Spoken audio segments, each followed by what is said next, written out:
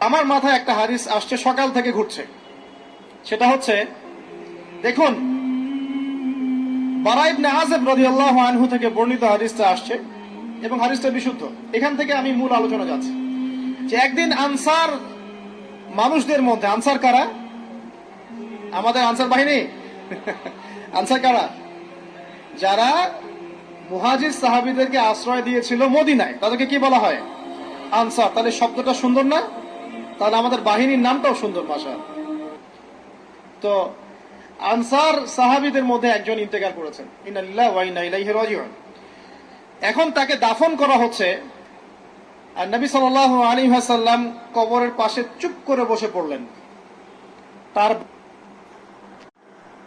বসা দেখা দেখি বাকি সাহাবীরাও তাকে ঘিরে গোল করে বসে পড়লেন। তারা বলছেন, আমরা এমন ভাবে এখানে বসেছিলাম যেন আমাদের মাথার উপরে পাখি এসে বসতে পারে। চুপচাপ, কোনো নড়াচড়া নাই। দেখেন, রাসূলের সাথে বসার সুন্নত দেখেন। কোরআন এবং হাদিসের মাহফিলে বসার কিন্তু সুন্নত আছে। এখানে বসে দুনিয়াবি এত গল্পগুজব করা যাবে না। এই মোবাইল টোবাইল হাবিজাবি নিয়ে এত ব্যস্ত থাকা যাবে না। দিলের কান দিয়ে শুনতে হবে, ঠিক আছে? আদব আছে, না হলে কথা আপনার উপর তাসির করবে না।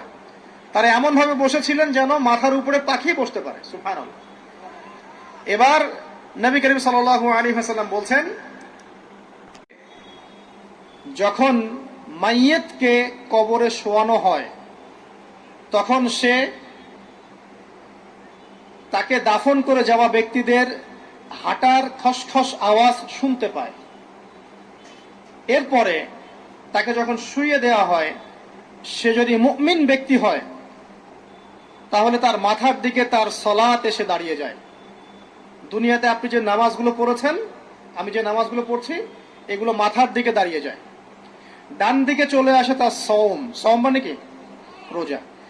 বাম দিকে চলে আসে যাকাত, যাকাত মানে কি? যাকাতের সাথে তো আমরা পরিচিত নই। আমরা ওই যে রাস্তাঘাটে যে দান খরাত গুলো ওঠানো হয়, এগুলোর সাথে খুব পরিচিত, তাই না? কত টাকা, কত পয়সা, কি কি গান করে আর টাকা কালেকশন করে না। তারপরে ডান দিকে কি? সওম। সওম মানে কি? রোজা। রমজান মাসে রোজা রাখি সবাই তো, মাশাআল্লাহ, আলহামদুলিল্লাহ। রমজান মাসে সওম রাখার পাশাপাশি বেশি বেশি নফল সওম রাখার ব্যাপারে অভ্যস্ত হওয়ার চেষ্টা করতে হবে। সবচেয়ে সেরা সওমগুলো হচ্ছে মাসের 3 দিন, আইয়ামে বীজের সওম, চাঁদের 13, 14 এবং 15 তারিখ। আর সপ্তাহে 2 দিন, সেটা হলো বৃহস্পতিবার এবং কি সোমবার। আল্লাহ পাক তৌফিক দান করুন, আমিন। এছাড়া আরাফার সওম আছে, আশুরার সওম আছে, ঠিক আছে? জিলহজ মাসের প্রথম 10 দিন রাখতে পারেন, ইত্যাদি। এবার বাম দিকে কি? যাকাত। যেটা বলছিলাম, যাকাতের সাথে আমরা খুব একটা পরিচিত নই, অথচ যাকাত একটা ফরজ ইবাদত।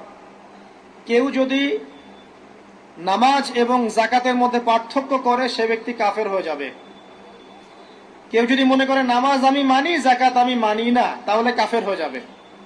নিসাব পরিমাণ সম্পদ হলে প্রত্যেক মুসলিমের উপর যাকাত ফরজ, ঠিক আছে? এবং এই যাকাতই হচ্ছে আপনার ইসলামিক অর্থনীতির মূল ভিত্তি। যাকাত হচ্ছে ইসলামিক অর্থনীতির কি? বাম দিকে মাইয়াতে থাকবে কি ভাই? যাকাত।